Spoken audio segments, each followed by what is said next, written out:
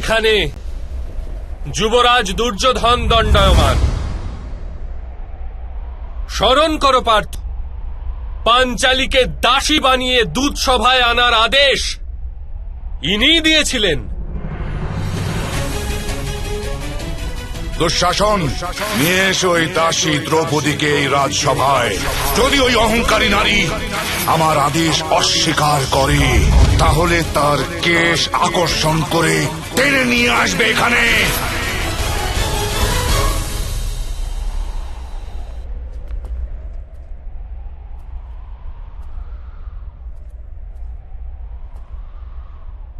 এখানে দেখো পার্থ,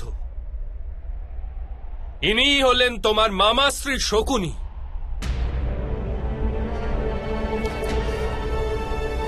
আজ তো এর হস্তে তরবারি, কিন্তু ছলনার দ্বারা সংহারের প্রয়াস করে থাকেন সর্বদা।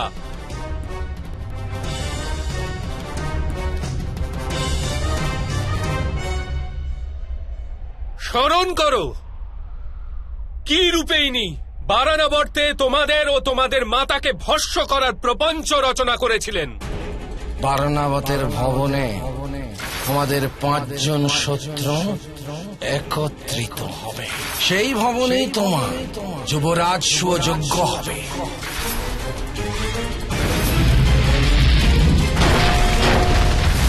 এবার এদিকে দেখো পার্থ, দুঃশাসন এই হাতই পাঞ্চালীর কেশ আকর্ষণ করার ধৃষ্টতা করেছিল।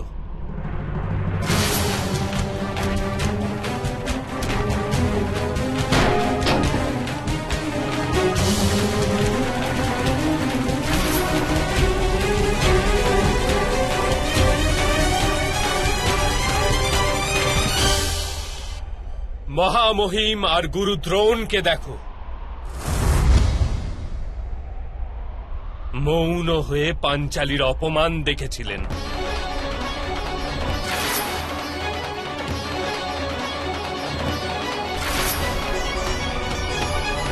ওইখানে অশ্বত্থামাকে দেখো, আর স্মরণ করো কি প্রকার অশোভন শব্দের প্রয়োগ করেছিল। 5 জন ব্যক্তির সাথে সম্পর্ক রাখে যে স্ত্রী, তাকে ভগিনী বলতে আমি লজ্জা বোধ করছি।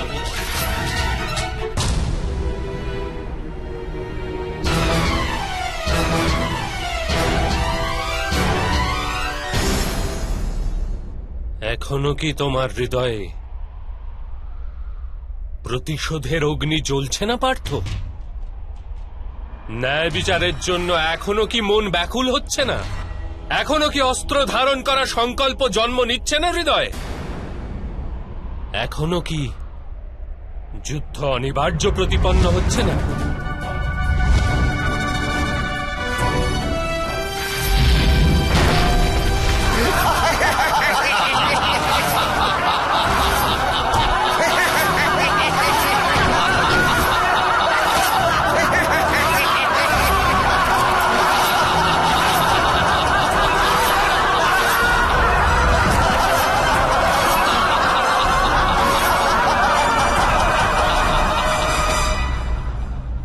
মাধব, এই যুদ্ধ হওয়া অনিবার্য।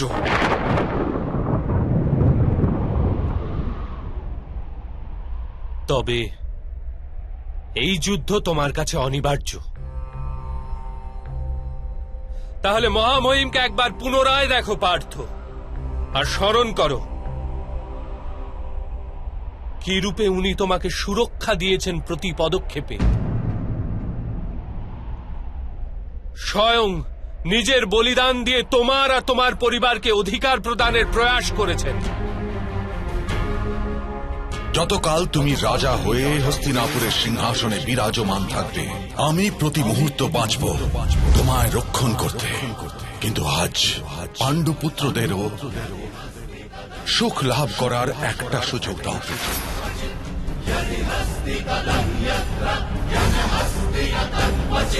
একবার পুনরায় গুরু দ্রোণকে দেখো, আর স্মরণ করো কতটা গর্ব আর স্নেহের সাথে উনি তোমাকে নিজের পরম জ্ঞান প্রদান করেছিলেন। তুমি বিশ্বের শ্রেষ্ঠ ধনুর্বীর হবে, আমি তোমাকে বিশ্বের শ্রেষ্ঠ ধনুর্বীর করে তুলব, কথা দিলাম পুত্র। তোমাকে বিশ্বের সর্বশ্রেষ্ঠ ধনুর্ধারী তৈরি করার জন্য উনি নিজের মস্তকে পাপের বোঝা নিয়েছিলেন। স্মরণ করো পার্থ। তুমি আমাকে গুরু দক্ষিণা রূপে নিজের দক্ষিণ হস্তের বৃদ্ধাঙ্গুলি দেবে।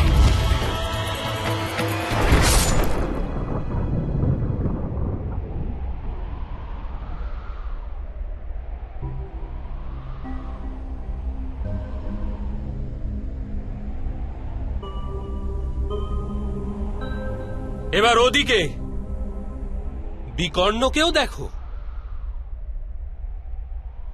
একমাত্র সেই ছিল যে দূত সভায় বিরোধ করা সাহস করেছিল।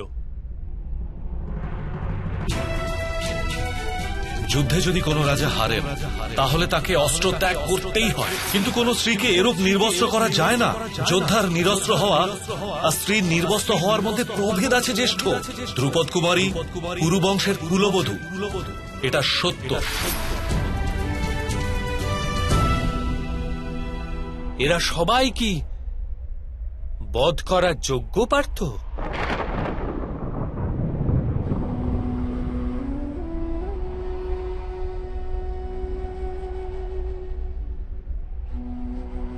না মাধব, আমি এদের বধ কি রূপে করতে পারবো? অবশ্যই, কিন্তু নিজের পক্ষকেও দেখো পার্থ।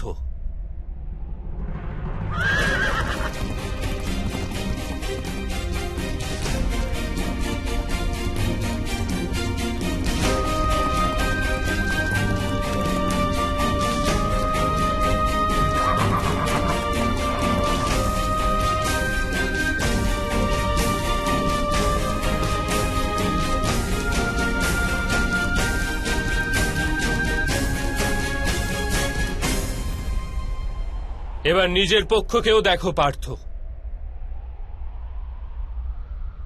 তোমার জ্যেষ্ঠ ভ্রাতা যুধিষ্ঠির, ভ্রাতা ভীম, তোমার অনুজদেরও দেখো, তোমার সন্তানদের, তোমার ভ্রাতুষ্পুত্রদের দেখো। এদের মধ্যে অনেকেরই মৃত্যু ঘটবে এই যুদ্ধে।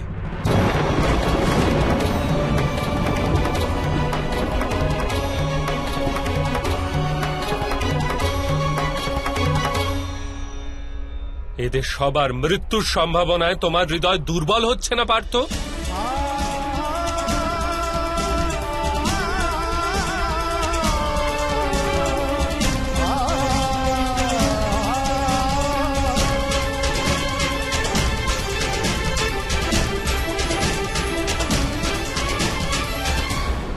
এবার এও বিচার করো যে ভ্রাতা দুর্যোধনের কি দোষ? যদি তার রাজ্যের লালসা থাকে, ওর মাতা প্রথমে গর্ভবতী হয়েছিলেন, এ তো সত্য। দুঃশাসন পাঞ্চালীর বস্ত্র হরণ করে অপরাধ করেছিল। যদি সেটা অপরাধ হয়, তাহলে তুমিও তো নিজের জ্যেষ্ঠ ভ্রাতার আদেশ মান্য করে নিজের পত্নীর অপমান হতে দিয়েছ। সেটা কি অপরাধ নয়? মহামহিম নিজের প্রতিজ্ঞাকে অধিক মহত্বপূর্ণ গণ্য করেছিল, আর নিজের কুলবধূর লজ্জাকে কম মাহাত্ম্যের বলে জেনেছিল। সেটা কি অধর্ম নয়? আর তোমার জ্যেষ্ঠ ভ্রাতা যুধিষ্ঠির নিজের বহন করা ধর্ম পালন করার জন্য দূত সভায় অংশগ্রহণ করেছিল। সেটা কি অধর্ম ছিল না?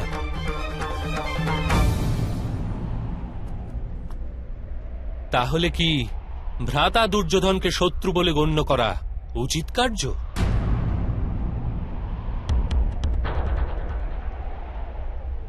তোমার পক্ষে কি ধর্ম তুমি দেখতে পাচ্ছ পার্থ?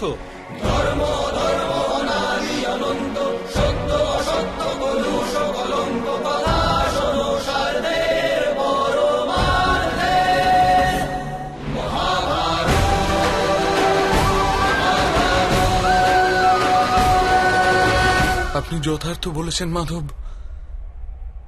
আমি দুই পক্ষেই ধর্ম দেখতে পাচ্ছি, আবার অধর্ম।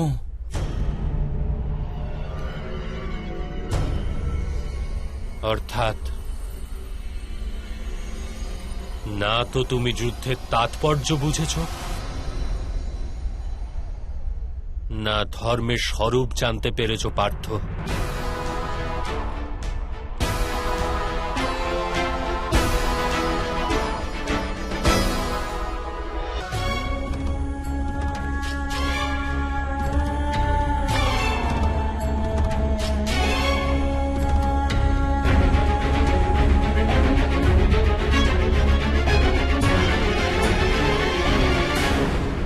আমার মতিচ্ছন্ন হয়েছে মাধব।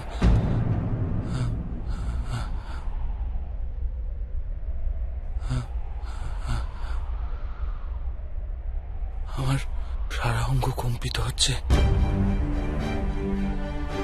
আমার হস্তে অস্ত্র ধারণের শক্তি নেই।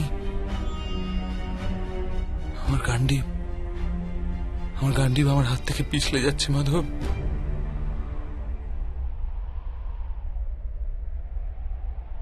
আমি কেবল ভয়ানক বিনাশ দেখতে পাচ্ছি, কেবল ভয়ানক বিনাশ।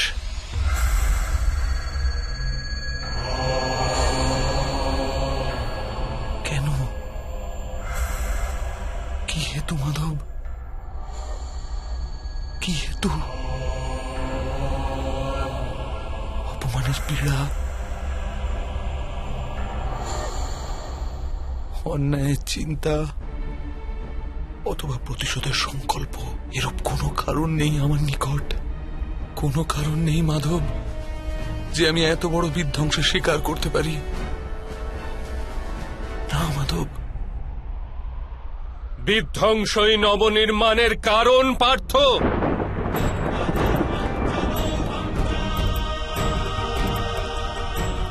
উদ্ভিদের একটি শাখা কর্তন করলে আরেকটি শাখার জন্ম হয়।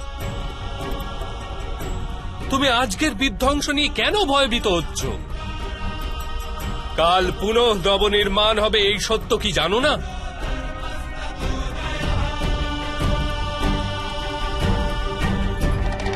ক্লেবয়ং মাসমজ্ঞমপার্থ নে তৎবজূপ পদ্ধতি। এই নপুংসকতা তোমাকে শোভা দেয় না। যুদ্ধ করা তোমার একান্ত কর্তব্য পার্থ। অস্ত্র ওঠাও।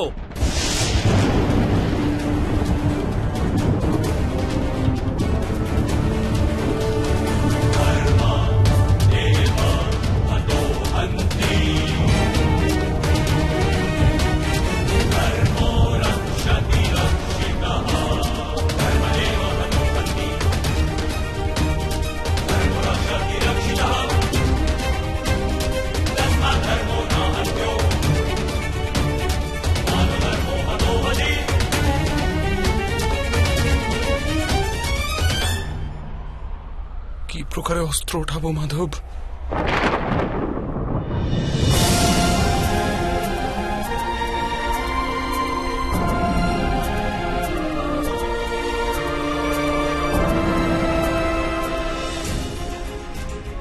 যাদের সেবা করা জীবনের পরম সৌভাগ্য গণ্য করা হয়, সেখানে এমন পিতামহ, গুরু দ্রোণ, মামাশ্রী আর জ্যেষ্ঠ ভ্রাতাদের সম্মুখে অস্ত্র ধারণের সাহস নেই হৃদয় মাধব।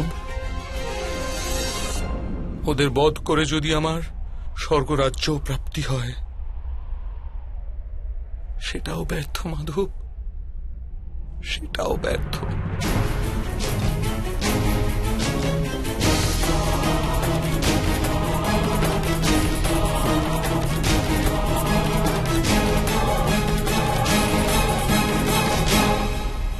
মাধব, মানুষ বাঁচে নিজের ভবিষ্যতের জন্য।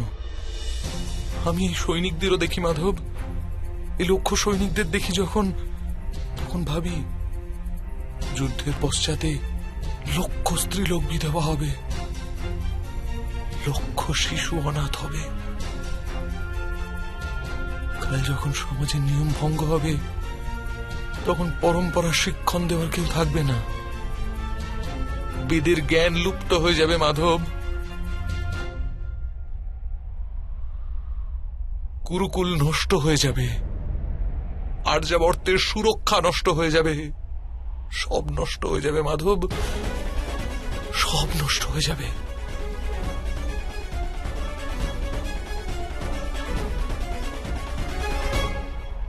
বুদ্ধিমান ব্যক্তিদের ন্যায় তর্কে অবতীর্ণ হও,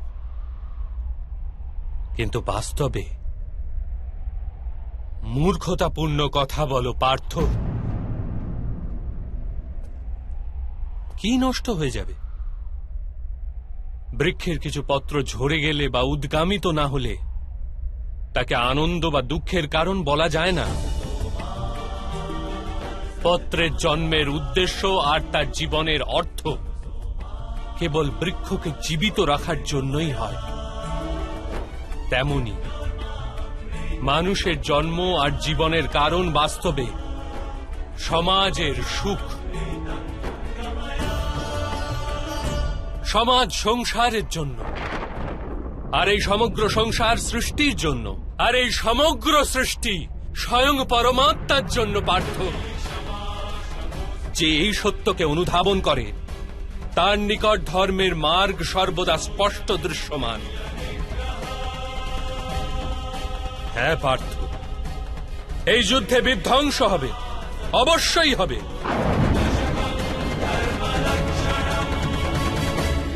কিন্তু এও জেনে রাখো, নতুন পরম্পরার নির্মাণও হবে। পুরানো পরম্পরা বিষাক্ত হয়ে গেছে। 1000 বর্ষ পূর্বে বেদ যেই ধর্মের স্থাপনা করেছিল তা আজ কেবল শব্দ হয়ে রয়ে গেছে। যে বর্ণ ব্যবস্থা মানুষের বুদ্ধির ওপর ভিত্তি করেছিল তা আজ মানুষের জন্মের ওপর নির্ভরশীল হয়ে গেছে। শোষণের মাধ্যম প্রস্তুত হয়েছে পার্থ। পুরাতন ব্যবস্থা ভেঙে পড়বে, নতুন ব্যবস্থার জন্ম হবে। পুরনো ধর্ম নতুন রূপ নিয়ে প্রতিভাত হবে।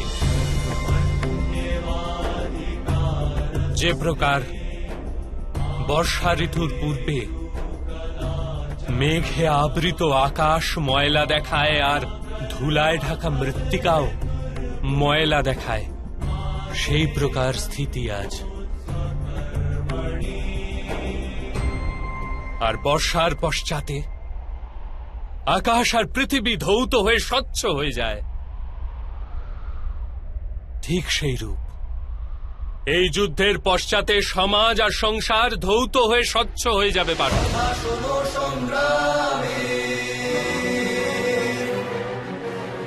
এই যুদ্ধের পশ্চাতে এই সংসার আর সমাজ স্পষ্ট হয়ে যাবে। সে কারণে মোহ ত্যাগ করো পার্থ, সমগ্র সংসারের কল্যাণের চিন্তা করো। অস্ত্র ওঠাও আর যুদ্ধ করো, অস্ত্র ওঠাও আর যুদ্ধ করো, অস্ত্র ওঠাও আর যুদ্ধ করো।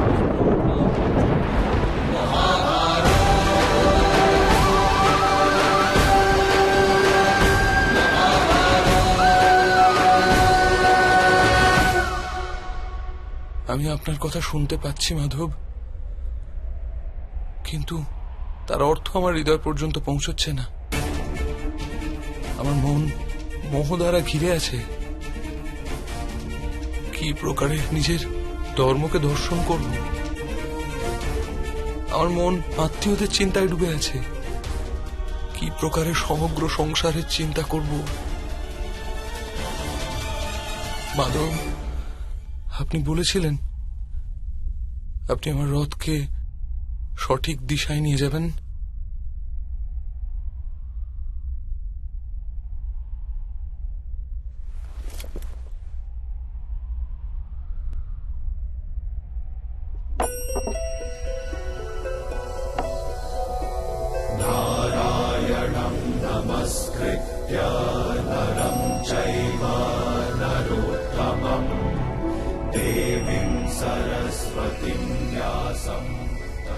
আমার আত্মার সারথি হয়ে আমার জীবন রথকে সঠিক মার্গে নিয়ে আসুন মাধব।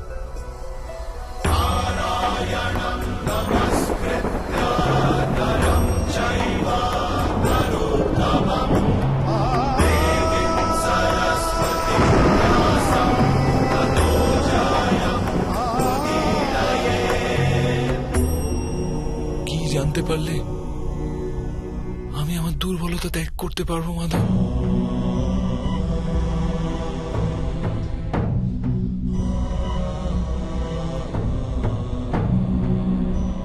ওঠো পার্থ।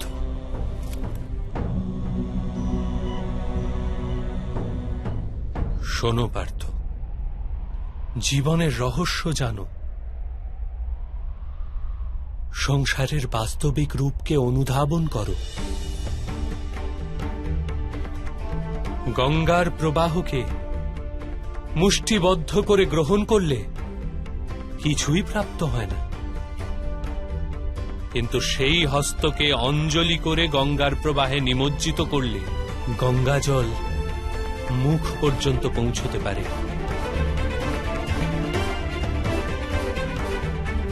ভেবে দেখো পার্থ, অহংকারে মুষ্টিবদ্ধ করছো না সমর্পণের অঞ্জলি বানিয়েছ তুমি? এই জ্ঞানকে গ্রহণ করতে পারবে?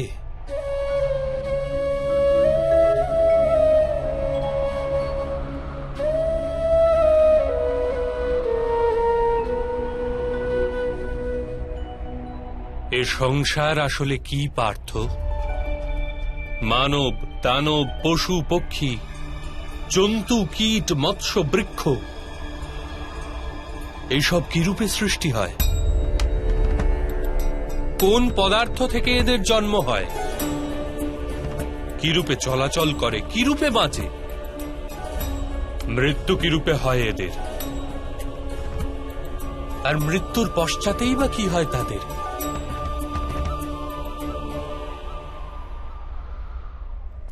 এই রহস্যকে চিন্তা করো পার্থ। মানুষের দেহ মৃত্তিকায় তৈরি হয়েছে মাধব।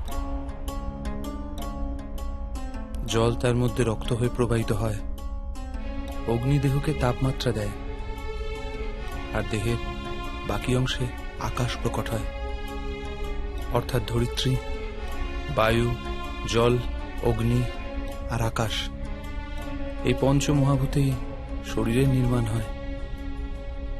অর্থাৎ মহামহিম গুরুদ্রোণ পৃথিবী, জল, বায়ু, অগ্নি আর আকাশ অপেক্ষা অধিক কিছুই নন।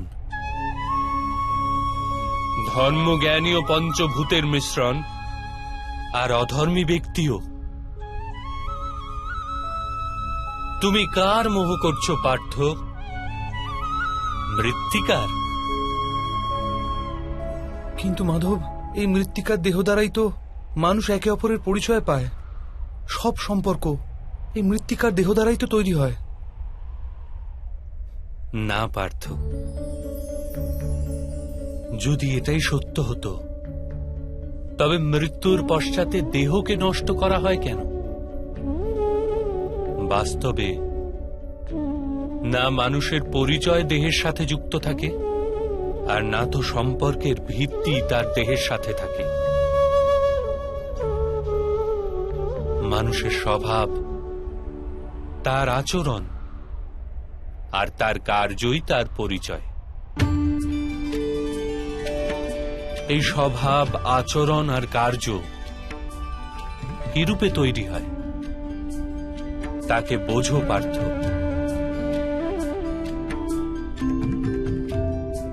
মানুষের জীবন কেবল দৃশ্যমান আর অদৃশ্য পদার্থের মিলন মাত্র পার্থ, কিন্তু তথাপি প্রত্যেক মানুষের স্বভাব তথা কার্য ভিন্ন ভিন্ন প্রতিপন্ন হয়।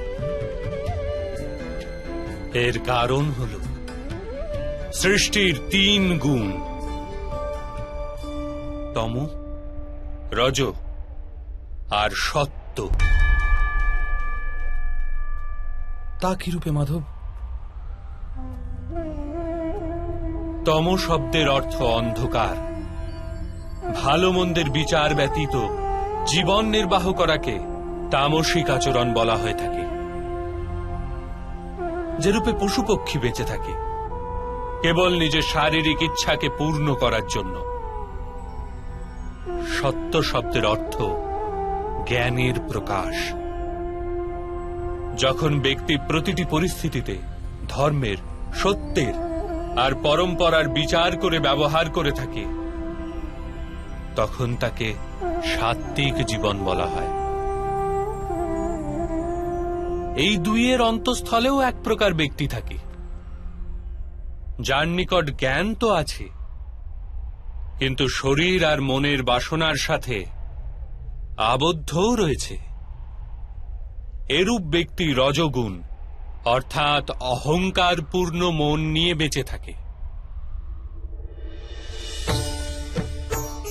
তম, রজ অথবা সত্যগুণের অধিক অথবা স্বল্প মাত্রার মেলবন্ধনে মানুষের স্বভাব তৈরি হয়।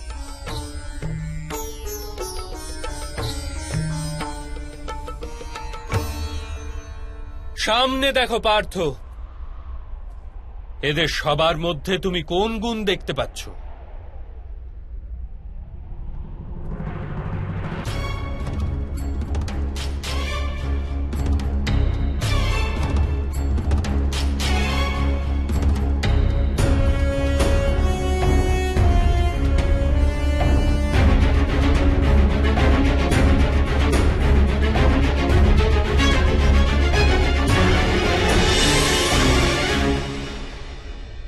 যুবরাজ দুর্যোধন ধর্ম জানেন, কিন্তু নির্বাহ করেন না। তার জীবনের মূল কেন্দ্র অহংকার, অর্থাৎ তার মধ্যে তমগুণ কম, রজগুণ অধিক, আর সত্যগুণ পূর্ণতা পায়নি।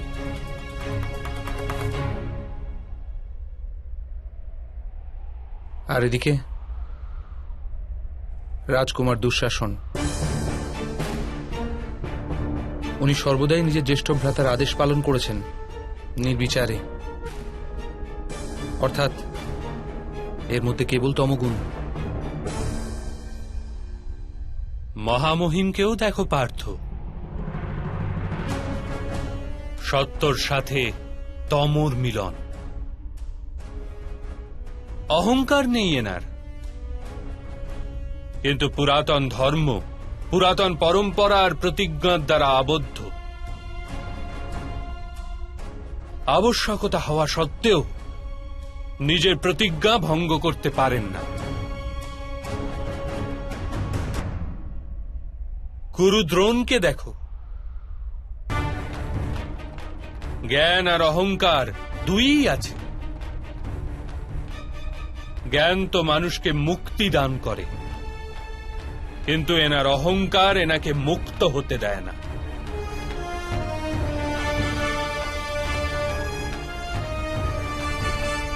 কিন্তু মাধব,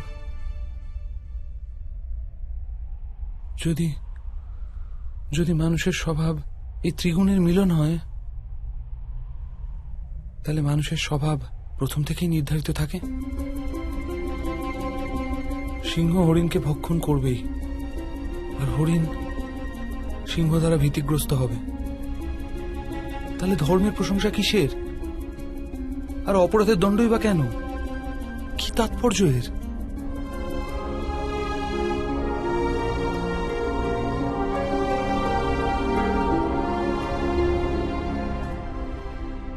উত্তম প্রশ্ন করেছ পার্থ, কিন্তু প্রথমে মানুষ আসলে কি সেটা জেনে নাও। মানুষ কেবল পঞ্চ মহাভূত নয়, পঞ্চ পদার্থও নয়, পঞ্চ জ্ঞানেন্দ্রিয়, পঞ্চ কর্মেন্দ্রিয় তথা 3 গুণ, এরূপ 23টি বস্তুর মিশ্রণও নয়। মানুষের চলাফেরা তথা কার্য করার হেতু শক্তির আবশ্যকতা হয়ে থাকে, আর শক্তিকে চেতনা বলা হয়। তাহলে মাধব, মানুষ কি শুধুই চেতনা? না পার্থ, মানুষের চেতনার সাথে ওই 23টি বস্তুর সংমিশ্রণের নাম প্রকৃতি। 24টি বস্তুতে প্রস্তুত মানুষ নামক যন্ত্রে বসবাস করে পুরুষ, অর্থাৎ পরমাত্মার অংশ। তাকেই আত্মা বলা হয়। যখন প্রকৃতি আর পুরুষের মেল বন্ধন হয়, অর্থাৎ যখন পরমাত্মার অংশ আত্মা হয়ে দেহে বসবাস করে, তখন মানুষ জীবিত হয়। এই আত্মা কি মাধব? আরে কি জানার কি উপায়? মানুষ যে রূপে রথের ব্যবহার করে, সে রূপেই আত্মা শরীর নামক এই যন্ত্রের ব্যবহার করে। শরীরের মাধ্যমে শরীরের সুখ দুঃখ উপভোগ করে। কিন্তু আত্মা শরীর নয় পার্থ।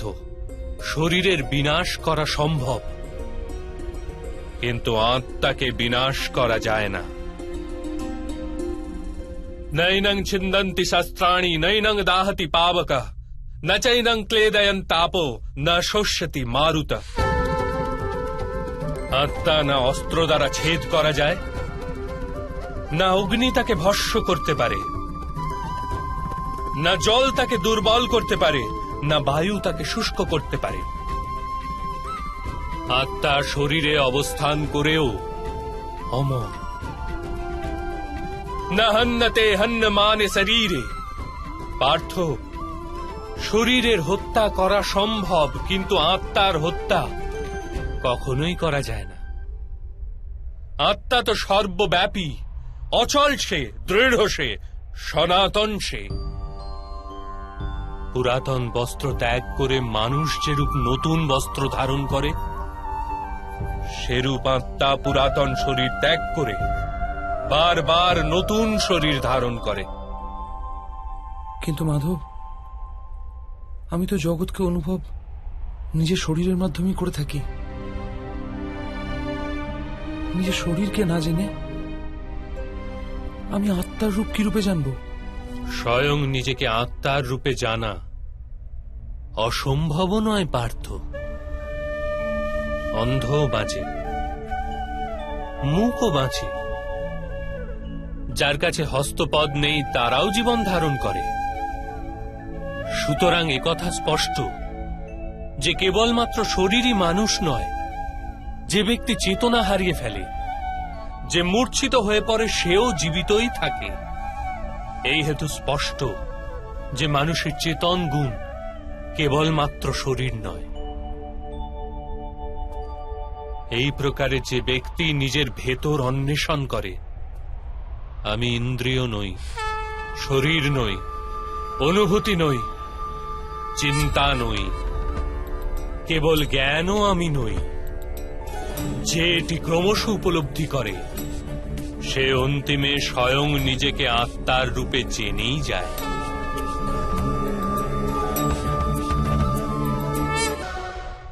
এই আত্মার কার্যকারিতা কি মাধব? যখন পরম ব্রহ্মের বিভাজন হল, পুরুষ তথা প্রকৃতি সৃষ্টি হল, তখন পুরুষ অর্থাৎ পরমাত্মার অংশ আত্মার রূপ ধারণ করে প্রকৃতির প্রত্যেক বস্তুতে বসবাস করলেন। সেই আত্মাকে মোহ তথা অন্ধকার ঘিরে ধরেছিল পার্থ। সেই মোহনিদ্রা থেকে জাগ্রত হয়ে স্বয়ং নিজেকে পরমাত্মার অংশ হিসেবে জানাই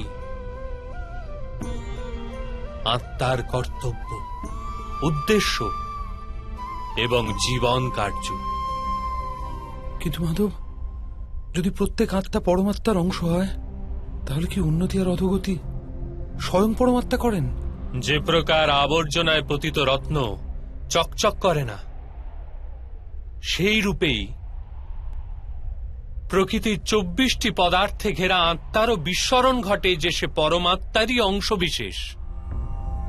অধিকতর আত্মা নিজের দেহকেই সবকিছু বলে গণ্য করে, স্বয়ং দেহ থেকে যে ভিন্ন সেটা জানতেই পারে না। শরীরের যে দুঃখ, সুখ, স্বাদ, গন্ধ আদির অনুভব হয়, তাকেই নিজের অনুভব মেনে নেয়, আর পরিবর্তনের প্রয়াসই করে না।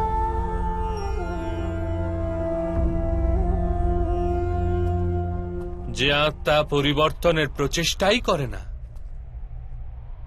নিরন্তর অধর্ম করে চলে, তাকে জাগ্রত করার জন্য দণ্ড দেওয়া অনিবার্য।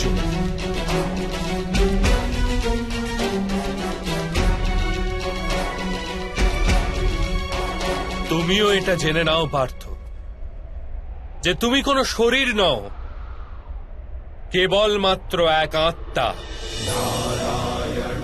এই রণভূমিতে পরিলক্ষিত প্রত্যেক যোদ্ধা তা নয় যা তুমি ওদের গণ্য করছো। কিছু সময়ের জন্য এরা শরীরে বাস করেছে মাত্র, এদের শরীরের মৃত্যু হবে, কিন্তু এরা সবাই অমর। সে পুনরায় নতুন শরীর ধারণ করবে। যতক্ষণ স্বয়ং নিজেকে শুদ্ধাত্মা রূপে না জানবে, যতক্ষণ অধর্মকে ত্যাগ করে ধর্মে দৃঢ় না হবে, ততক্ষণ এরা জন্মাতে এবং মরতেই থাকবে। এটি ব্রহ্মবিদ্যার প্রথম পাঠ পার্থ। যে জন্মেছে সে অবশ্যই মরবে, আর যে মারা যায় সে অবশ্যই পুনরায় জন্ম নেবে। এই মহাজ্ঞানকে সাংখ্যযোগ বলা হয়।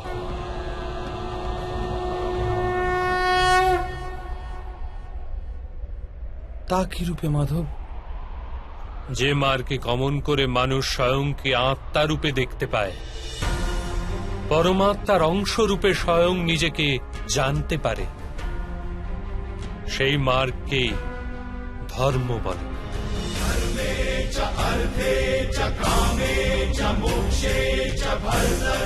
যখন মানুষ স্বয়ং নিজেকে পরমাত্মার অংশ বিশেষ হিসেবে জেনে ফেলে, তখন সে অনুভব করতে পারে যে সৃষ্টি পরমাত্মা, আর এই পরমাত্মাই সৃষ্টি। সৃষ্টি আর পরমাত্মায় কোনো পার্থক্য নেই।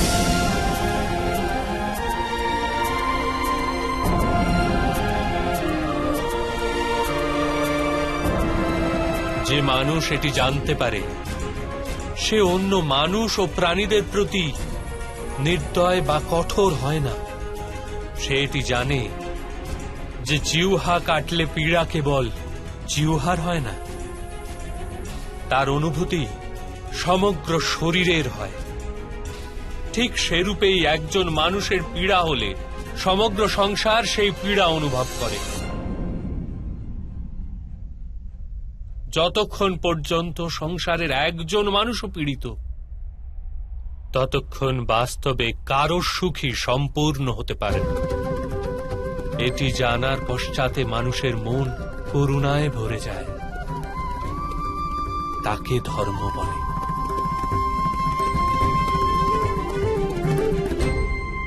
যখন কেউ তমগুণ দ্বারা আবিষ্ট থাকে, তখন সে অপরের প্রতি কঠোর, নির্দয় ও স্বার্থপর হয়ে ওঠে।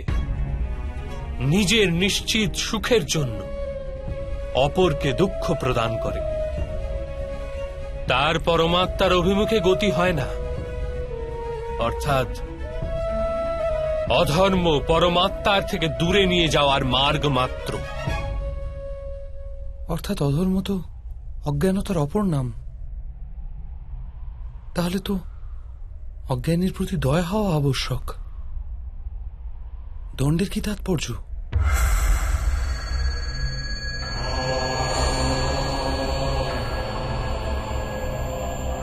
অজ্ঞানী যখন জ্ঞানের মূল্য জানার জন্য প্রস্তুত হয় না, জ্ঞানের উপর দৃষ্টিদানেও প্রস্তুত হয় না, তখন দণ্ড প্রদানই দয়া।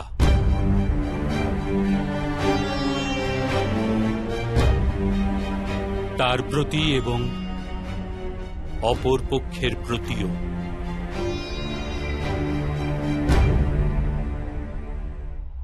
সৃষ্টির গতি সর্বদাই পরমাত্মার অভিমুখে হোক, এটিই অনিবার্য।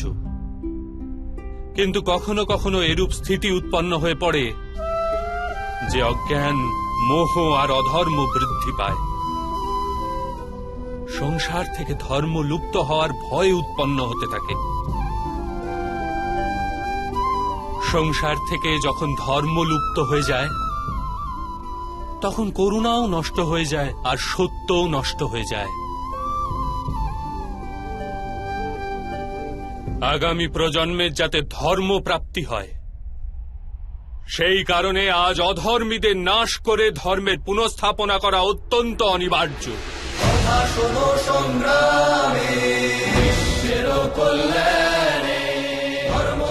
আজও এইরূপ স্থিতি উপস্থিত পার্থ, আর ধর্ম স্থাপনার কর্তব্য তোমারই। এই কারণে দুর্বলতা ত্যাগ করো, আর এই যুদ্ধের জন্য প্রস্তুত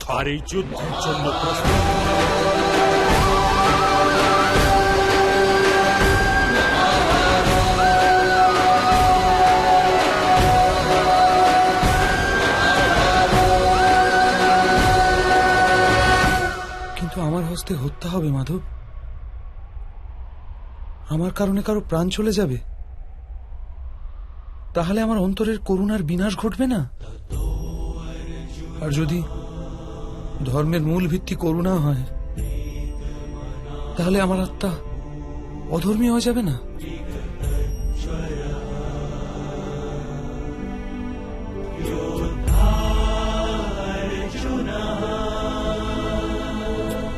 কর্মের বন্ধন অবশ্যই নির্মিত হয়, কিন্তু কার্যের বন্ধন নির্মিত হয় না পার্থ। তোমার কর্ম ও কার্যের কি প্রভেদ তা জানা অত্যন্ত আবশ্যক। সকল কর্মই কার্য, কিন্তু সকল কার্য কর্ম নয়। কর্ম সেই কার্যকে বলে যার সাথে ফলের আশা জড়িয়ে থাকে।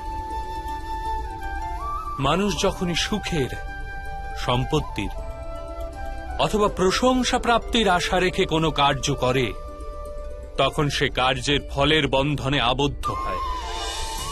যখন কোনো কর্ম ফলের আশা নিয়ে করা হয়, তখন তাকে সকাম কর্ম বলা হয়। আর যখন কোনো কর্ম কোনো ফলের আশা ব্যতি রেখে করা হয়, তখন তাকে নিষ্কাম কর্ম বলা হয়। এই কারণেই তাকে বারংবার জন্মগ্রহণ করতে হয়। বাস্তবে মানুষ কোনো কর্মবন্ধনে আবদ্ধ হয় না, কর্মের সঙ্গে যুক্ত ফলের আশায় বদ্ধ হয়। কিন্তু মাধব, যদি এই যুদ্ধে তোমার বিজয়ী হওয়ার আশা থাকে, তবে পরাজিত হলে তোমার ভীষণ দুঃখ হবে। আর সেই দুঃখ তোমাকে দিয়ে অপর কোনো কার্য করাবে, যার কারণে তোমাকে পুনরায় জন্ম নিতে হবে। আর যদি তুমি বিজয়ী হও, তবে তোমার অহংকার বৃদ্ধি পাবে, আর সেই অহংকার তোমাকে বিশ্ব বিজয়ের জন্য প্রেরণ করবে, তোমাকে দিয়ে হত্যা করাবে, আর সেই পাপ তোমাকে বাঁধবে। চিন্তা করে দেখো, যদি তোমার এই যুদ্ধে না বিজয়ের মোহ থাকে আর না পরাজয়ের ভয়, তবে এই যুদ্ধ সমাপ্তির পশ্চাতে তোমার সুখ প্রাপ্ত হবে না দুঃখ? না সুখ মাধব, আর না তো দুঃখ। অর্থাৎ তোমার সুখ, দুঃখ, হতাশা, নিরাশা, অহংকার যুদ্ধের কারণে নয়।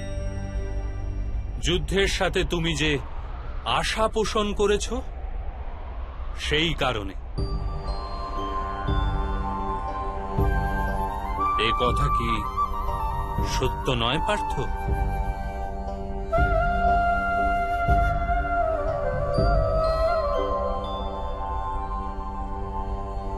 সুখ দুঃখে সमे কৃত্বা লাভা লাভৌ জয়া জয়ৌ তত যুদ্ধায় যুজ্জস্ব নেবং পাপ মবাপসসি। অর্থাৎ সুখ দুঃখকে সমান গণ্য করে, লাভ হানি, জয় পরাজয়ের বিচার না করে যদি তুমি যুদ্ধ করো কৌন্তেয়, তাহলে তুমি পাপের ভাগীদার হবে না।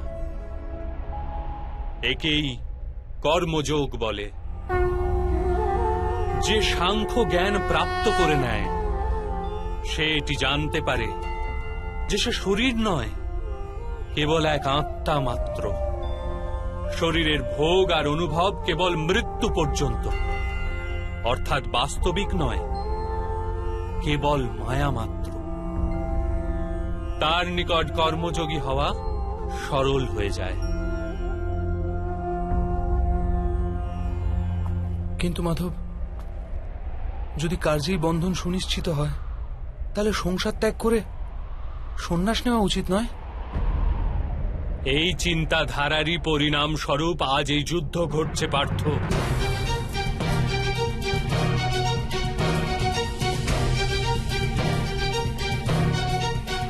ভেবে দেখো, যখন সত্যগুণ বিশিষ্ট ধর্মজ্ঞানী ব্যক্তি কর্মকে ত্যাগ করে,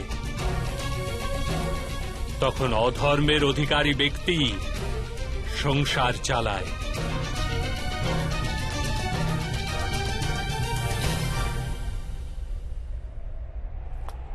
যদি মহামহিম সংসারকে পরিত্যাগ না করতেন, তবে অধর্ম এত বৃদ্ধি পেত না।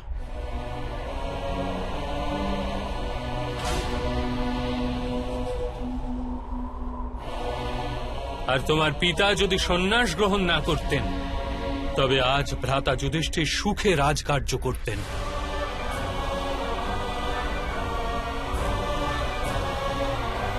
আর নিজের প্রজাদের ন্যায় ও ধর্মের জ্ঞান দান করতেন। কিন্তু এটি দুঃখজনক কথা পার্থ, যে সত্যগুণের অধিকারী ব্যক্তি সংসারকে লাভ দিতে পারে, কিন্তু সেই সন্ন্যাসের কথা চিন্তা করে। যেরূপে জল তো বাষ্প হয়ে উড়ে যায়, আর আবর্জনা আবর্জনা সেখানেই পড়ে থাকে, ঠিক সেই রূপ সত্যগুণী সৎ ব্যক্তি তো সংসারকে ত্যাগ করে দেন, আর তমগুণযুক্ত অধর্মী লোক সংসারের সকল কার্য করতে থাকে। এই কারণেই সংসারে পাপ আর অধর্ম বৃদ্ধি পায়।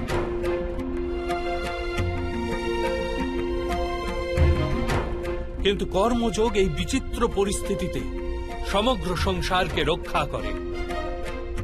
কর্মযোগী ফলের আশা ত্যাগ করে, কিন্তু কর্মকে ত্যাগ করে না। সেই সংসারেই বসবাস করে সন্ন্যাসীর ন্যায়, সমস্ত কার্য করে, কিন্তু তাতে লিপ্ত হয় না। কর্মযোগী নিজের সন্তানের থেকে, স্বজনের থেকে, নিজের প্রজার থেকে কোনো আকাঙ্ক্ষা অথবা আশা রাখে না। স্বয়ং তার সন্ন্যাসের লাভ হয়, কিন্তু সমাজকে সংসারের ন্যায় লাভ প্রদান করে। মানুষ নিজের সন্তানের সুখের জন্য শ্রম করে মাধব, নিজের সন্তানের নিকট সুখের আশা করবে না। মানুষ নিজের সন্তানের জন্য যাই করে থাকে, তা কি ব্যবসা নাকি প্রেম পার্থ? প্রেম মাধব। তাহলে নিজের কার্যের প্রতি ফলের আশা কেন পার্থ? ভবিষ্যতের লাভ তো ব্যবসায় দেখা হয়, প্রেমে নয়। যে মানুষ নিজের সন্তানের চরিত্র নির্মাণ উচিত রূপে করে, সন্তানদের প্রেম ও ধর্মের সংস্কার দিয়ে থাকে, তার সন্তানেরাও তাকে প্রেম ও সুরক্ষা অবশ্যই দেয়। সন্তানদের কর্ম, স্বজনদের ব্যবহার তাদের কর্ম পার্থ। আর যখন তাদের কর্মের উপর আমাদের কোনো অধিকার থাকে না, তাহলে তাদের নিকট আশা আকাঙ্ক্ষা রাখার কি প্রয়োজন? যদি গভীরভাবে চিন্তা করো পার্থ, তবে শীঘ্রই জেনে যাবে যে জীবনে এমন কোনো কার্যই নেই যার সাথে আশা এবং আকাঙ্ক্ষা যুক্ত করা অনিবার্য। যখন সৃষ্টি পরমাত্মা আর মানুষ সেই পরমাত্মারই অংশ, তখন সমস্ত কার্য পরমাত্মাই করেন, মানুষ স্বয়ং কিচ্ছু করে না। এটি কর্মযোগের মূল সিদ্ধান্ত পার্থ।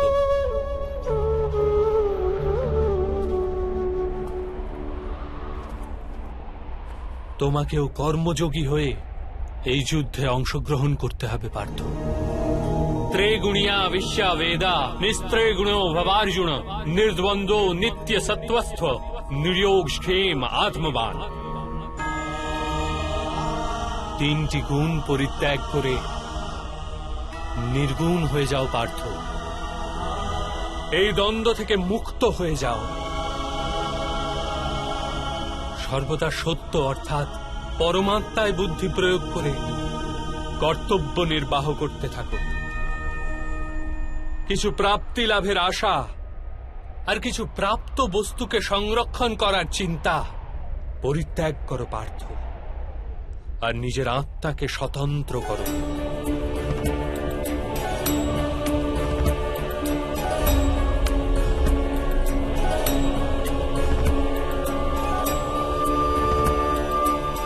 স্মরণে রেখো পার্থ, कर्मण्येवाधिकारास्ते मा फलेषु कदाचन मा कर्म फल हेतुर्भु मा ते संगौस्थ कर्मणि। তোমার অধিকার তো কেবলমাত্র কর্ম করার জন্য, ফল তো ঈশ্বরের হস্তে। এই কারণে না তো কর্ম থেকে পলায়ন করা উচিত, আর না তো কর্মফলের আশা করা উচিত।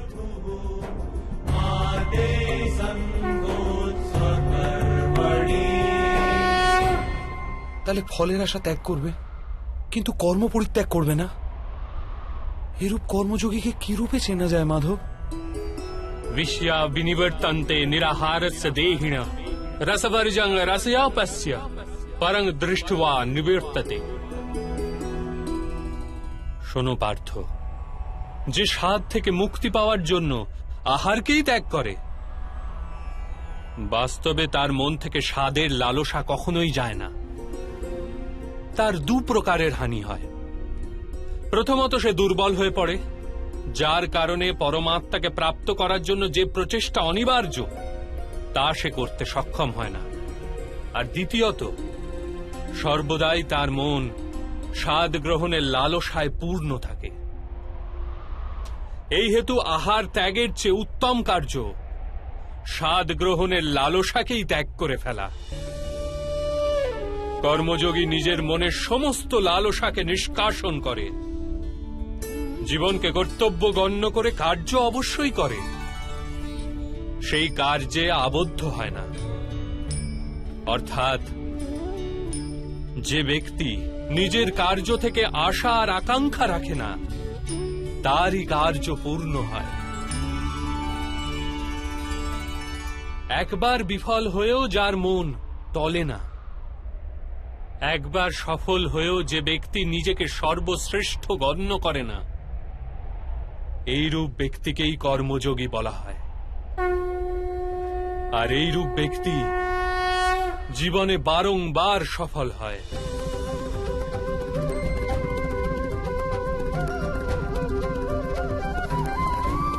ध्यायत विषान पुंस संगस्तेषु पजायते संगात संयायते कामो कामात क्रोधो अभिजायते क्रोधाद भवति सम्मोह सम्मोहात् स्मृति विभ्रम स्मृति भृंशाद बुद्धिनाशो बुद्धिनाशात् प्रणश्यति। ফলের আশায় কামনা প্রকট হয়, আর কামনার তো স্বভাবই হলো অসন্তুষ্ট থাকা। অসন্তোষ থেকে ক্রোধ উৎপন্ন হয়ে থাকে, আর ক্রোধ থেকে মোহ জন্ম নেয়। মোহের তরুণ ব্যক্তি আচার ও ব্যবহারের জ্ঞানই ভুলে যায়।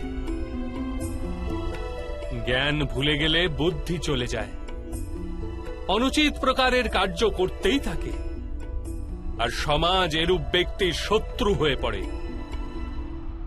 আর অন্তিমে এরূপ মানুষের পূর্ণতার পতন ঘটে।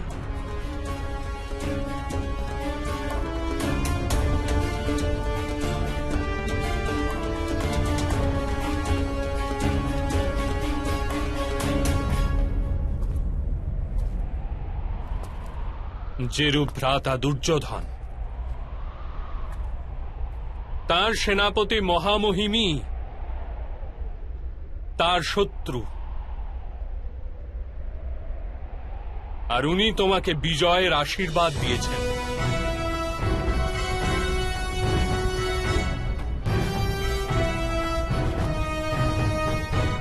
পার্থ, কর্মযোগ ব্রহ্মবিদ্যার দ্বিতীয় পদক্ষেপ।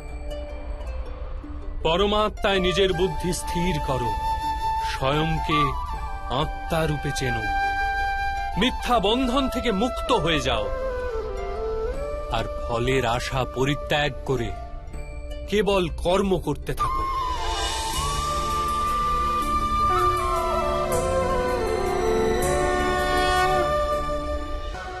নিজের বুদ্ধিকে পরমাত্মায় স্থির করে কর্মযোগী হওয়ার মার্গ কিরূপ মাধব? পার্থ, সাংখ্যযোগের কারণে মানুষ পরমাত্মাকে নিরন্তর স্মরণ করতে থাকে।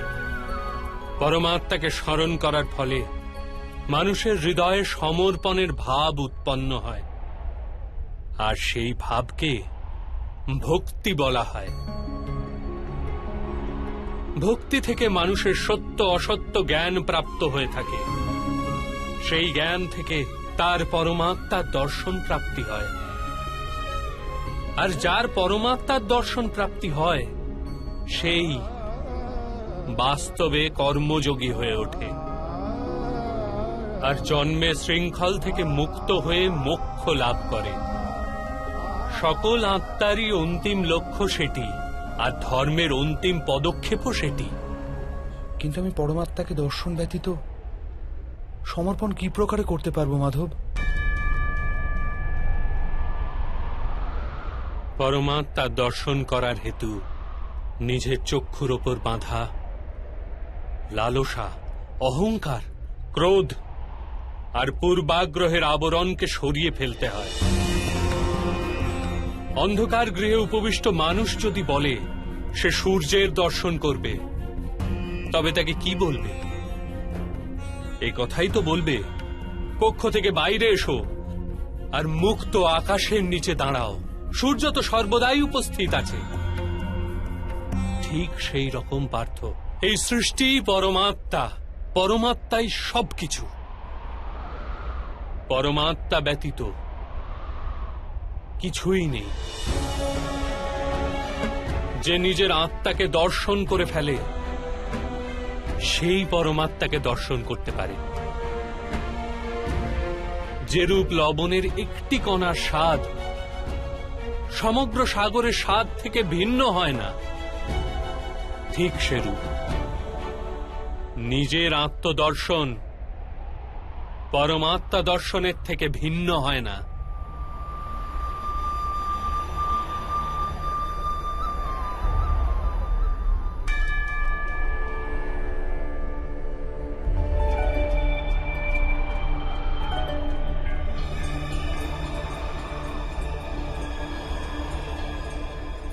অর্থাৎ মাধব, আপনিও কি পরমাত্মা?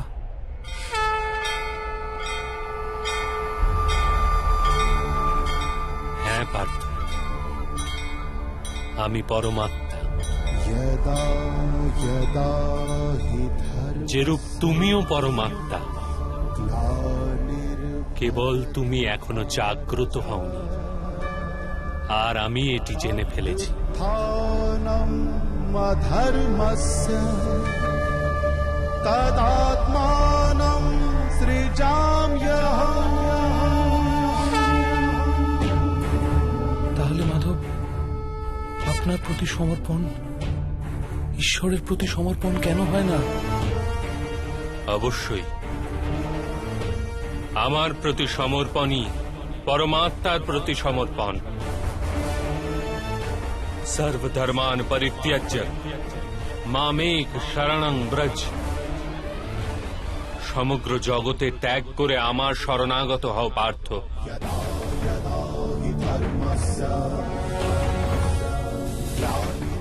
আমি সংসার, আমি সংসারের প্রতিটি কণা,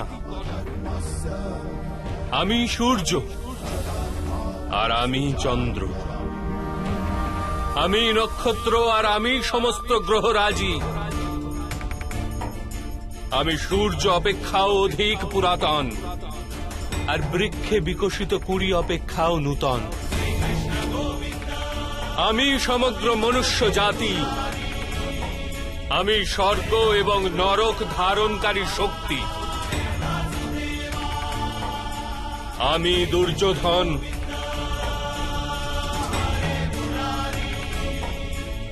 আর আমি অর্জুন।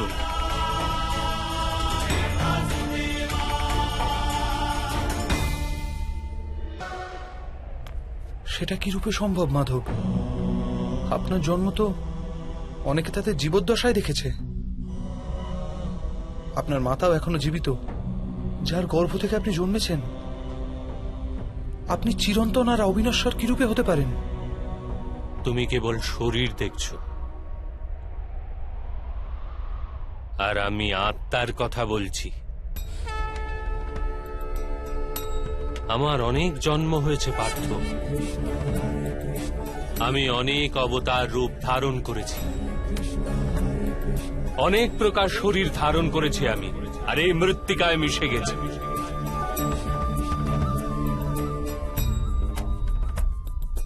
আর আগামীতেও আমি বারংবার জন্ম নেব।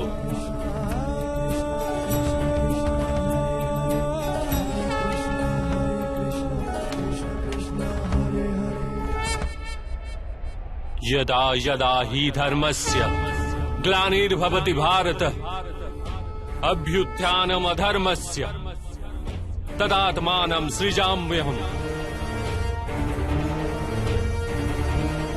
परित्राणाय साधूनां विनाशाय च दुष्कृतां धर्म संस्थापनार्थाय संभवामि युगे युगे।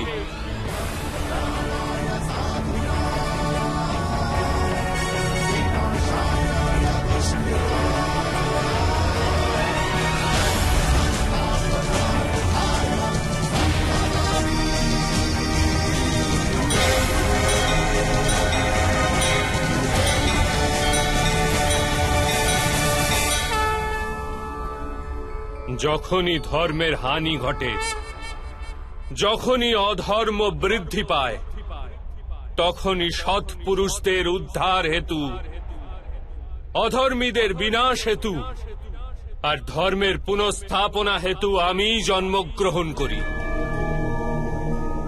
এ প্রত্যেক যুগে হয়ে আসছে, আর আগামীতেও এই রূপই হবে। আমি অবিনশ্বর পরমাত্মা, আমি মৎস্য অবতার, আর আমি বামন অবতার। আমি পরশুরাম, আর আমি রামচন্দ্র ছিলাম।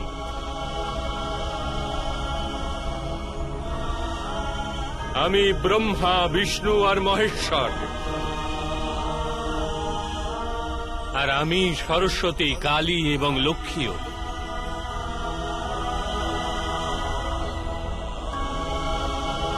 আমি না পুরুষ, না স্ত্রী, আর না নপুংসক।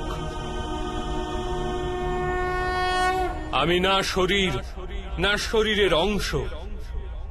আমি জ্ঞান, আমি সৃষ্টি, চৈতন্য, আর পরম ব্রহ্ম আমি। আমি সমস্ত কিছু, আর আমি কিছুই নই। এরূপ প্রত্যেক যুগে ঘটেছে, আর আগামীতেও এই রূপই ঘটতে থাকবে।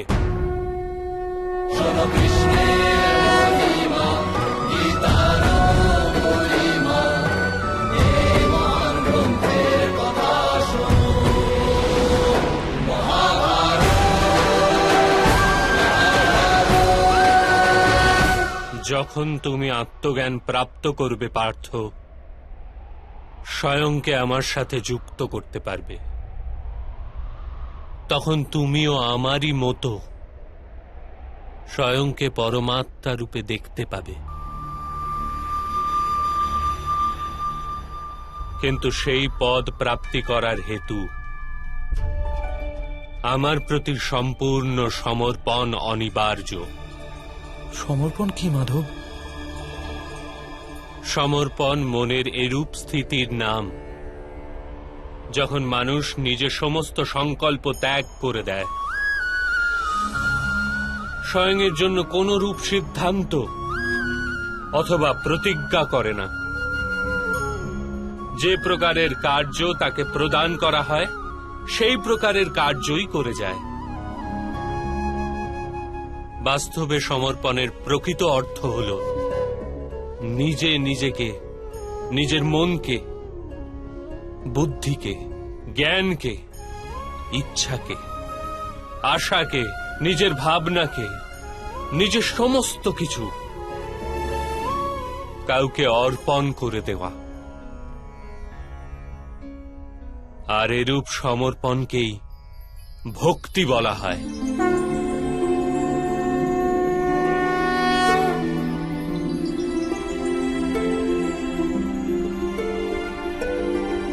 পত্নীর সমর্পণ পতির ওপর থাকে, একজন যোদ্ধার সমর্পণ থাকে সেনাপতির ওপর, একজন শিষ্যের হৃদয়ে গুরুভক্তি থাকে। তাহলে কি সমস্ত ভক্তি এক প্রকার? সবার কি এতে ঈশ্বর প্রাপ্তি হয়? না পার্থ, মানুষ যার প্রতি সমর্পিত হয় তারই অনুরূপে গড়ে ওঠে সে। তার মনে কোনো সন্দেহ বা কোনো প্রশ্ন জন্ম নেয় না।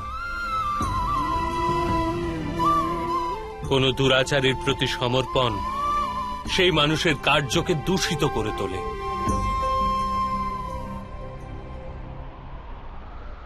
অঙ্গরাজ কর্ণ ধর্ম সম্বন্ধে জ্ঞাত হওয়া সত্ত্বেও দূত সভায় পাঞ্চালীর প্রতি অপশব্দ প্রয়োগ করেছিল। যে পাঁচ জন পুরুষের সাথে সম্পর্ক রাখে, বেশ্যা হয় সেই স্ত্রী। তার কারণ ছিল অঙ্গরাজ কর্ণের ভ্রাতা দুর্যোধনের প্রতি সমর্পণ। এই যুদ্ধে তার যে দণ্ডপ্রাপ্তি হবে তা কেবল জন্ম বা জাতির জন্য নয়, শুধুমাত্র এক দুরাচারের প্রতি সমর্পণের জন্য তার দণ্ডপ্রাপ্তি হবে। সেই কারণে হে ধনঞ্জয়, সমর্পণ উত্তমের প্রতি হওয়া আবশ্যক। তাতেই মানুষ উত্তম গড়ে ওঠে। লৌহ মাল্য দ্বারা অপরাধীকে বাঁধা হয়, পিতলের মাল্য দ্বারা মন্দিরের প্রদীপকে বাঁধা হয়ে থাকে, কিন্তু স্বর্ণ মাল্যকে আভূষণ রূপে গলায় ধারণ করা হয়। পতিভক্তি, স্বামী ভক্তি, মিত্র ভক্তি, এরূপ অনেক প্রকার ভক্তি হয়ে থাকে পার্থ, কিন্তু সর্বাপেক্ষা শ্রেষ্ঠ ভক্তি তো পরমাত্মার প্রতি ভক্তিই হয়।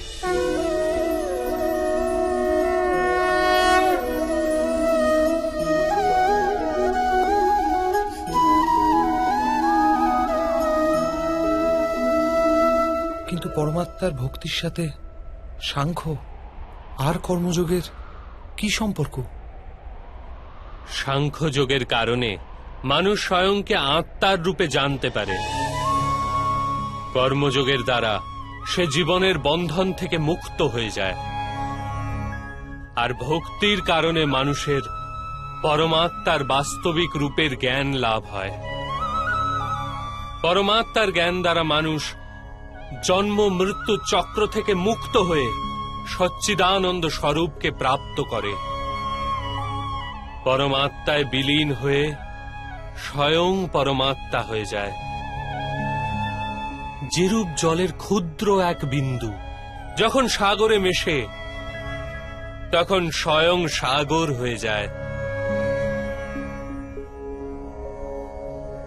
অর্থাৎ এই শরীরের কোনো মাহাত্ম্যই নেই মাধব? অবশ্যই মাহাত্ম্য আছে পার্থ।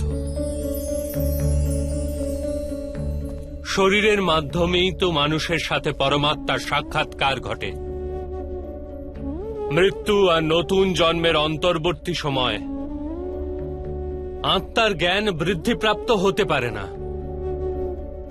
এই জন্মে প্রাপ্ত অনুভব, জ্ঞান, বিচার আর অভ্যাসকে নিয়ে আত্মা নূতন শরীর ধারণ করে। আত্মার উন্নতি আর অবনতি শরীরের থেকেই হওয়া সম্ভব।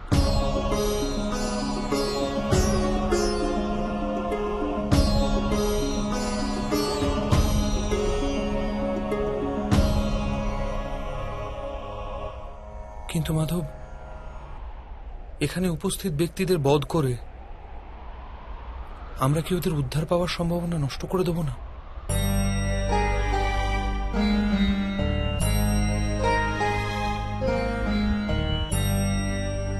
তোমার শত্রুগণ ধর্মের মর্যাদা অতিক্রম করেছে পার্থ। অধর্মই তাদের স্বভাবে পরিণত হয়েছে। তাদের উদ্ধার এখন অসম্ভব।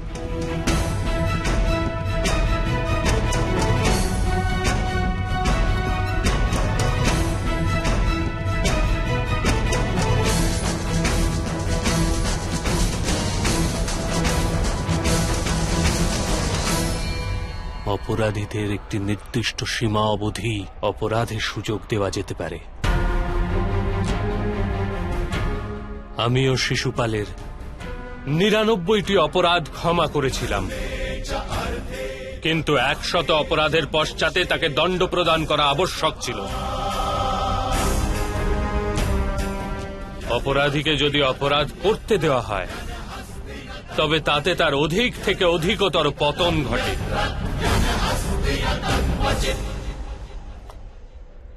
তাকে অধর্ম থেকে প্রতিহত করাই করুণা, ধনঞ্জয়। এই আত্মারা মরবে না। অধর্মপূর্ণ দূষিত শরীর ত্যাগ করে নূতন শরীর ধারণ করবে, আর সেই শরীরেই তাদের প্রগতির সম্ভাবনা অধিকতর হবে।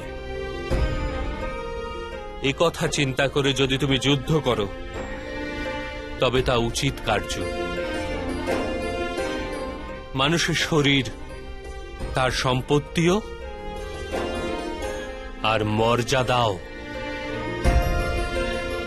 ধর্মের মার্গে যাত্রাকারী মানুষ নিজের শরীরকে শুদ্ধ করে থাকে, আর তারই মাধ্যমে আত্মার সাথে সাক্ষাৎকার ঘটে। একেই ক্ষেত্রজ্ঞ সম্বন্ধ বলা হয়ে থাকে। আমি এর তাৎপর্য বুঝতে পারলাম না, মাধব। যখন মানুষ একথা জেনে ফেলে যে তার শরীর একটি ভূমিখণ্ড মাত্র, অর্থাৎ এটি ক্ষেত্র, আর সে সেই শরীরে বসবাসকারী, শরীরকে উপলব্ধিকারী, অর্থাৎ সে ক্ষেত্রজ্ঞ, তখন সে শরীরের মাধ্যমে নিজের উন্নতির স্বাদ পেয়ে থাকে। আত্মা শরীরে থেকে ৩টি গুণের ভারসাম্য রক্ষা করে। তমগুণকে হ্রাস করে সত্যগুণকে বৃদ্ধির উপায় করে, আর ঈশ্বরের প্রতি ভক্তি রেখে পরমাত্মার সাথে এক হয়ে যায়। ভক্তি কি রূপে করা হয়, মাধব? তবে কি সমর্পণই ভক্তি নয়? না পার্থ, সমর্পণ তো ভক্তির প্রথম পদক্ষেপ। বাস্তবে ভক্তি কোনো কার্যের নাম নয়, কেবল এক মানসিক স্থিতির নাম। আবশ্যিকতা আছে যে মানুষ জপ তপ, যাগ যজ্ঞ, সংযম, নিয়ম, যোগ আর শ্রদ্ধার মাধ্যমে নিজের অন্তরকে শুদ্ধ করে এবং পরমাত্মার প্রতি সমর্পিত থাকে। মানুষ নিজের সমস্ত কার্য, সমগ্র কার্যের ফল, নিজের জীবনের প্রত্যেকটি শ্বাস পরমাত্মাকে সমর্পণ করতে থাকে।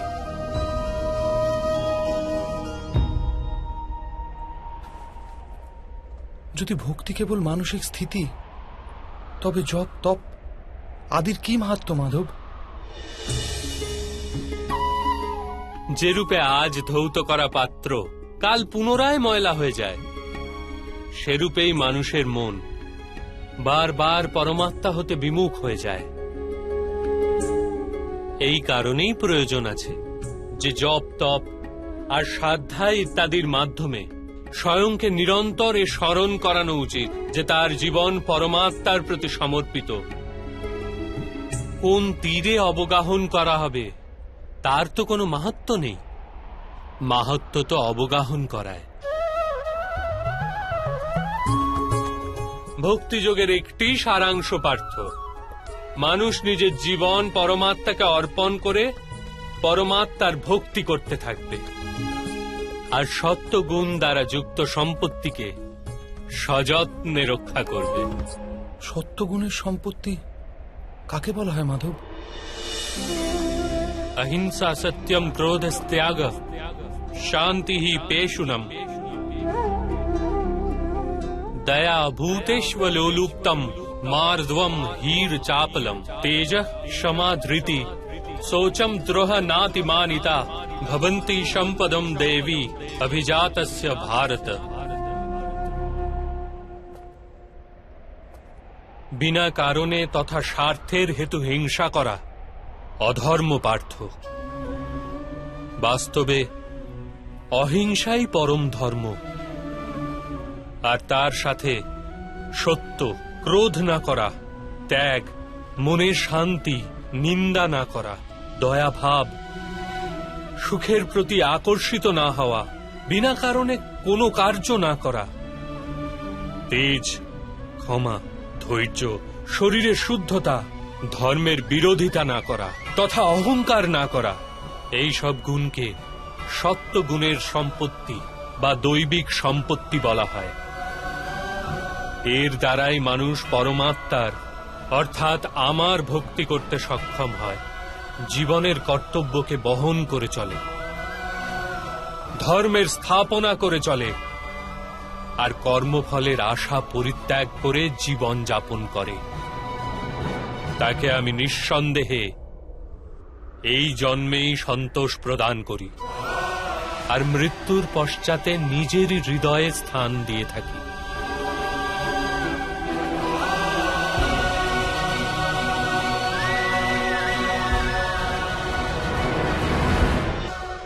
আপনার রূপ কিরূপ মাধব? সাংখ্যযোগের মাধ্যমে আমি জানতে পেরেছি আমি এক আত্মা, অমর আমি, আর এই নশ্বর শরীরে কেবল কিছু সময়ের জন্য বসবাস করছি। কর্মযোগের মাধ্যমে আমি জানতে পেরেছি যে কোনো ফলের আশা করে না, কেবল কর্ম করে, তার জীবনে শান্তি ও সফলতা প্রাপ্তি হয়। ভক্তিযোগের মাধ্যমে আমি আপনার প্রতি সমর্পণের মাহাত্ম্য জেনেছি।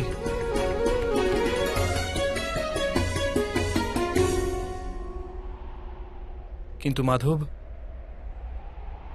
আপনিই বলেছিলেন এখানে প্রতিটি স্থানে মানুষ নয়, কেবল পরমাত্মা আছে।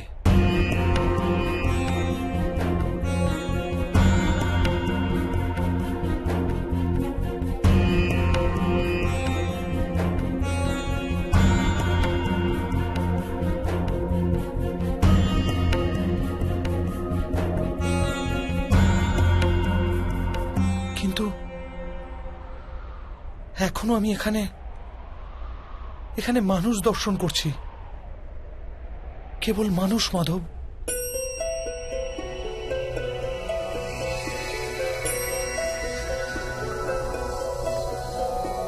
नारायणं नमस्कृत्य नरं चैव नरोत्तमं देवीं सरस्वतीं व्यासं ततो जयमुदीरये। আমি আপনার বাস্তব রূপ দর্শন করতে চাইছি মাধব। আপনার শক্তি, আপনার জ্ঞান, তেজ, ঐশ্বর্যময় পরমাত্মা স্বরূপকে প্রত্যক্ষ দর্শন করতে চাইছি মাধব। আমাকে আপনি অবিনাশী স্বরূপের দর্শন দিন মাধব। আমার সমস্ত সন্দেহের অবসান ঘটান।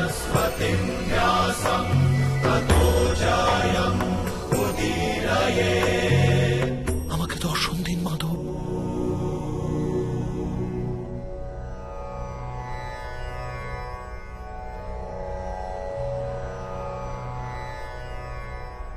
দেখো পার্থ,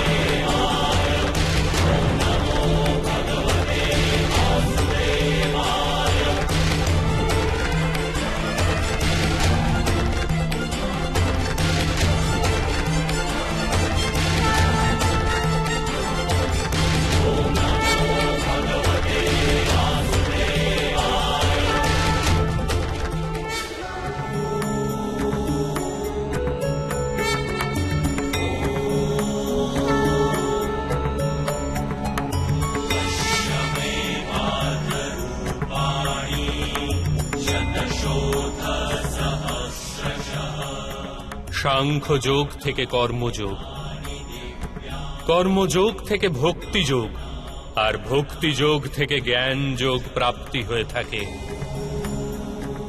আমার বিশ্বরূপ দর্শন করাই বাস্তবিক জ্ঞানার্জন, অর্জুন।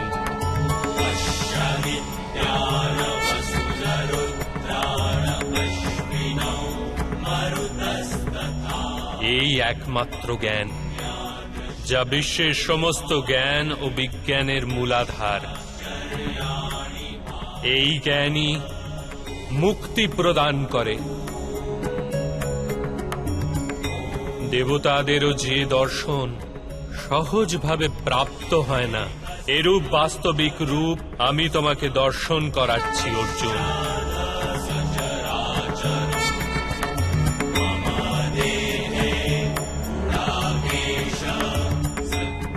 আমি এই পৃথিবীর কোণে কোণে বসবাস করি, আর এই পৃথিবী সূর্য, চন্দ্র, নক্ষত্র আর গ্রহরাজি আমারই অন্তঃস্থলে বাস করে।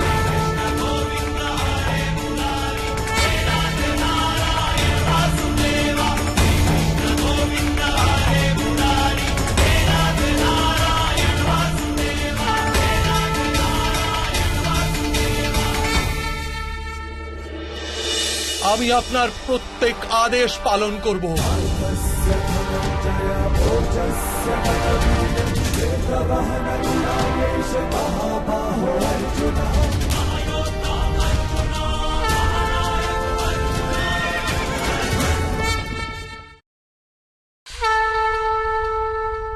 আমি সত্য, আমি সম্পূর্ণ, আমি জীব, আর আমি শিব।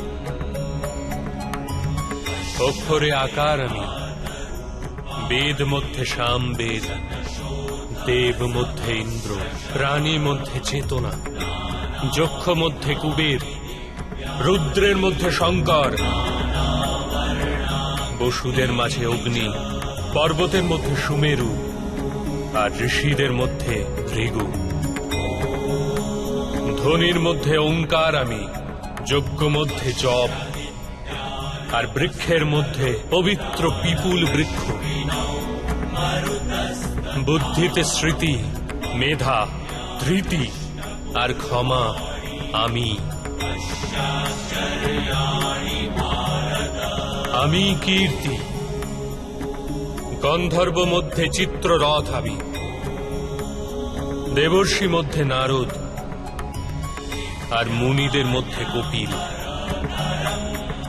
অশ্বদের মধ্যে উচ্চৈশ্রবা, হস্তি মধ্যে ঐরাবত, আর পশুদের মধ্যে সিংহ, পক্ষীদের মধ্যে গরুর, মানুষের মধ্যে রাজা, আর অস্ত্রের মধ্যে বজ্র আমি। গাভীদের মধ্যে কামধেনু, সর্প মধ্যে বাসুকি, শেষ নাগ আমি।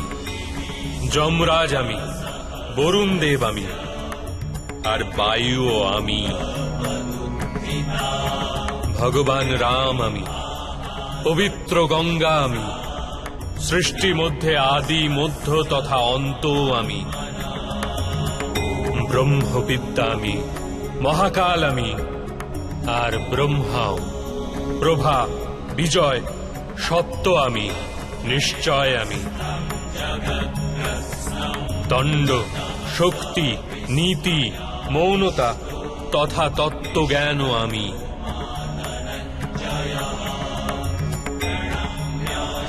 বাসুদেব আমি, অর্জুন আমি, বেদ ব্যাস আমি। এরূপ কিছুই নেই যা আমি নই। এরূপ কোন স্থল নেই যেখানে আমি নেই। আমি সময়, আর আমি জীবন ও মৃত্যু, অর্জুন। এখানে উপস্থিত সমস্ত মানুষের মৃত্যু হয়ে দাঁড়িয়ে আছে।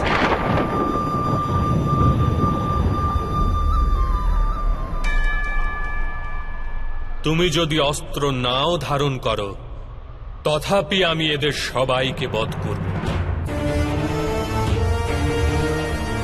এই হেতু মোহকে ত্যাগ করো, আর নিজের কর্তব্যকে দেখো। ধর্মের ভার ওঠাও, গান্ডীব ধারণ করে স্বর সন্ধান করো। যুদ্ধ করো অর্জুন, যুদ্ধ করো।